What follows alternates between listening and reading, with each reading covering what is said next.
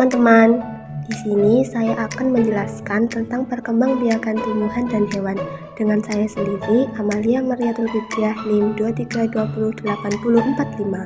Yang pertama, A. Tumbuhan. 1. Macam-macam tumbuhan.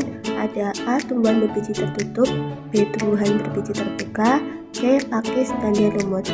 Kemudian, cara perkembangbiakan. A. Vegetatif. Vegetatif adalah cara perkembangbiakan tumbuhan tanpa melalui perkawinan atau fertilisasi. 1. Vegetatif alami. Vegetatif alami ini terjadi dengan sendirinya tanpa bantuan manusia. Berikut adalah perkembangbiakan vegetatif alami pada tumbuhan. Yang pertama, tunas. Contoh pohon pisang, pohon bambu, dan sukun. Gambar yang di atas adalah contoh perkembangbiakan vegetatif alami tunas. Yang kemudian adalah umbi batang.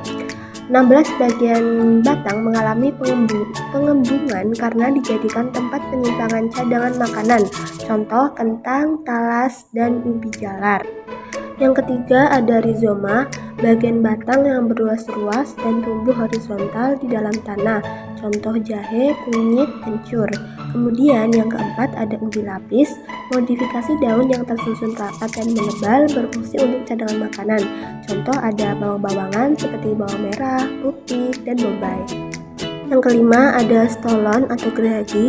Stolon atau gerahgi adalah tanaman yang batangnya menjalar di atas tanah, contoh stroberi, rumput pekir, rumput gerinting, dan semanggi.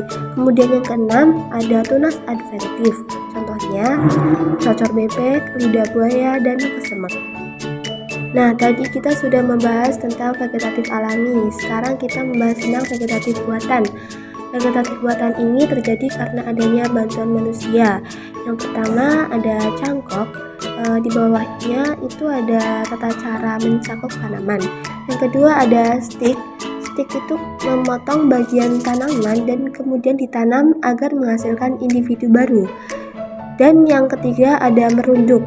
Merunduk menanamkan bagian tanaman ke tanah sehingga bagian tanaman yang ditanam itu akan tumbuh akar dan kemudian akan menghasilkan tanaman baru. Kemudian B. Generatif. Generatif adalah cara perkembangbiakan tumbuhan melalui perkawinan atau fertilisasi sel sperma dan telur. Alat reproduksinya adalah bunga.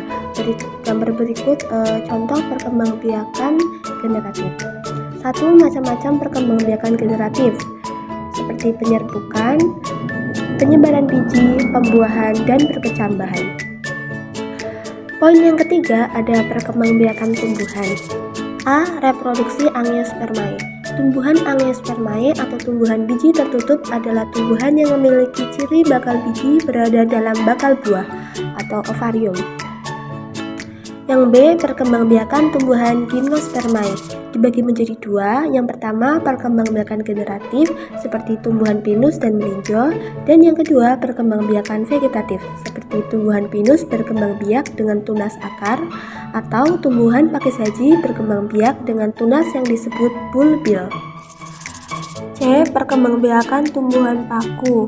Gambar di samping menunjukkan proses bagaimana tumbuhan paku berkembang biak. Kemudian yang D. Perkembangbiakan lumut. Perkembangbiakan vegetatif pada tumbuhan lumut dilakukan dengan rizoma. Nah, sekarang kita membahas tentang jenis perkembangbiakan hewan.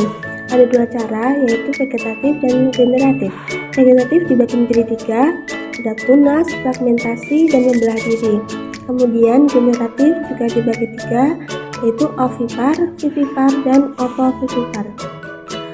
A. Jenis perkembangbiakan vegetatif. Yang pertama ada tunas.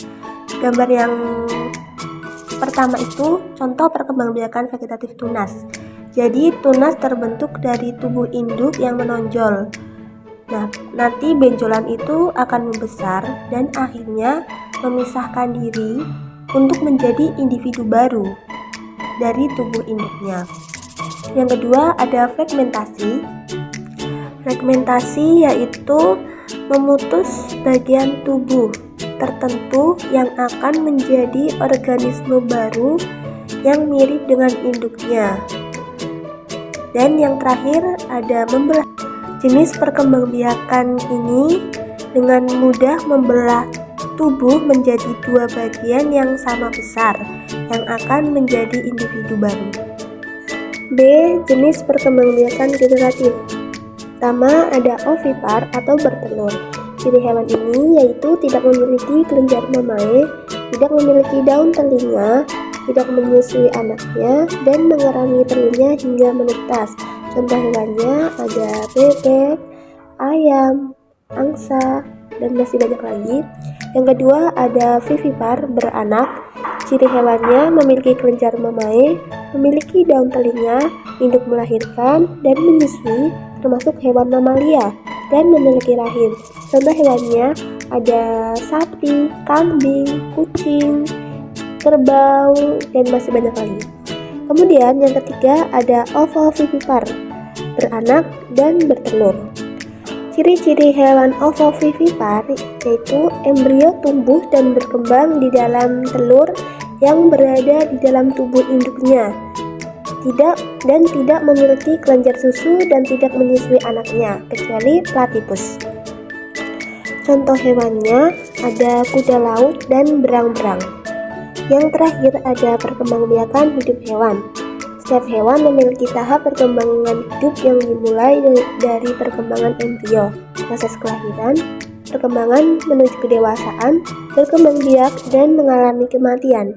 Pada beberapa jenis hewan, telur akan berkembang menjadi hewan muda yang memiliki struktur dan fungsi organ mirip dengan hewan dewasa atau imago. Selama berkembang menuju kedewasaan, hewan muda tidak mengalami banyak perubahan pada struktur dan fungsi organ tubuh. Selama berkembang, hewan muda hanya mengalami pertambahan ukuran sehingga menjadi lebih besar. Hewan muda memiliki struktur dan fungsi organ tubuh yang berbeda dengan hewan dewasa. Nah, perkembangan hewan yang demikian disebut dengan metamorfosis. Metamorfosis dapat dibedakan menjadi dua, yaitu metamorfosis sempurna dan metamorfosis tidak sempurna.